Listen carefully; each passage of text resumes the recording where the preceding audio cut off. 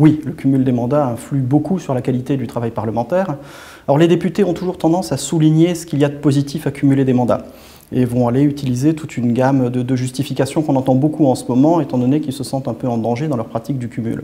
Alors il est vrai qu'il y a une proximité avec le terrain qui est liée à ce cumul. On peut imaginer qu'un certain nombre de députés, s'ils ne cumulaient pas, auraient tendance à rester beaucoup à Paris et à perdre un peu le contact avec la réalité du terrain. Un autre avantage qu'on peut y voir, c'est peut-être que ce contact privilégié avec le terrain et aussi avec les électeurs tend à affaiblir les partis politiques et l'emprise des partis politiques sur les élus. Alors après, on peut avoir différentes conceptions du fonctionnement parlementaire, considérer que c'est un bien ou que c'est un mal, mais on peut estimer que le fait que le député soit un personnage important dans sa circonscription et des liens directs avec ses électeurs, avec des opérateurs économiques, avec des élus locaux, est une bonne chose et que ça ne soit pas simplement le pion d'un parti politique ou d'un groupe politique à l'Assemblée nationale. Maintenant, il y a un certain nombre de défauts aussi qui sont liés à cette pratique extensive du cumul tel qu'on l'a en France. Le premier problème, c'est un problème de temps, tout simplement.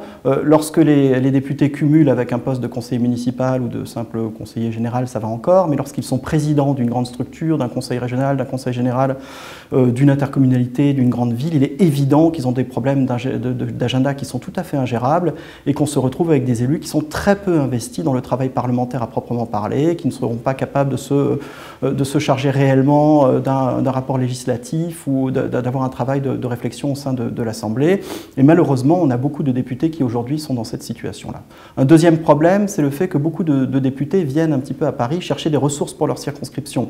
Alors c'est pas illégitime en soi, mais quand ça devient une véritable obsession, on s'aperçoit que les parlementaires consacrent toute leur énergie à l'obtention de subventions pour leur circonscription, à la recherche de la réserve parlementaire. Et les députés peuvent aussi devenir les otages de leurs électeurs, c'est-à-dire ne s'intéresser, ne se focaliser que sur les thématiques qui mobilisent leurs électeurs, à savoir que le député breton va consacrer toute son énergie à la question de la pêche, alors qu'a priori, le député est aussi censé s'intéresser à tous les problèmes qui concernent la nation.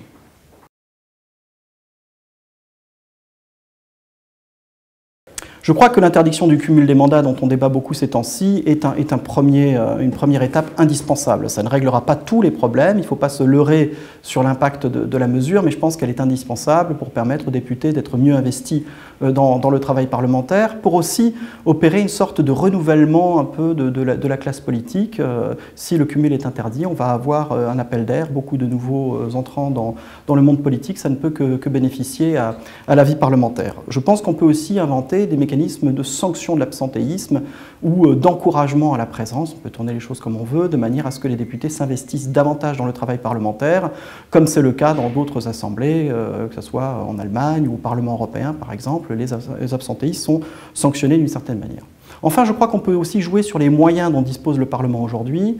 L'Assemblée elle-même, l'Assemblée est très dépourvue en termes d'administrateurs, en termes d'expertise. Il n'y a pas assez de moyens pour mener des études d'impact, pour mener des recherches sur des dossiers précis. Et là, il faudrait doter davantage le Parlement d'une réelle capacité, d'une certaine manière, à contrôler l'exécutif et aussi à ne pas dépendre de l'expertise qui vient des ministères et du gouvernement.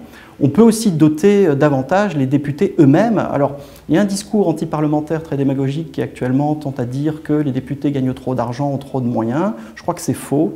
On peut peut-être trouver une solution, à savoir mieux doter les élus en termes peut-être d'indemnités, d'enveloppes pour embaucher du personnel, d'enveloppes aussi pour exercer leur mandat, en échange d'un contrôle accru sur ces moyens. On sait qu'actuellement, il y a un certain nombre de zones de flou, notamment sur l'utilisation de l'indemnité pour les frais de représentation, aussi dans le recrutement des assistants parlementaires. Je crois que la France a tout à gagner à s'inspirer des mécanismes qui existent à l'étranger, davantage de normes, davantage de contrôle, mais aussi davantage de moyens pour que les députés aient réellement la capacité de s'entourer de gens compétents et tous les moyens d'exercer leur mandat dans un certain confort.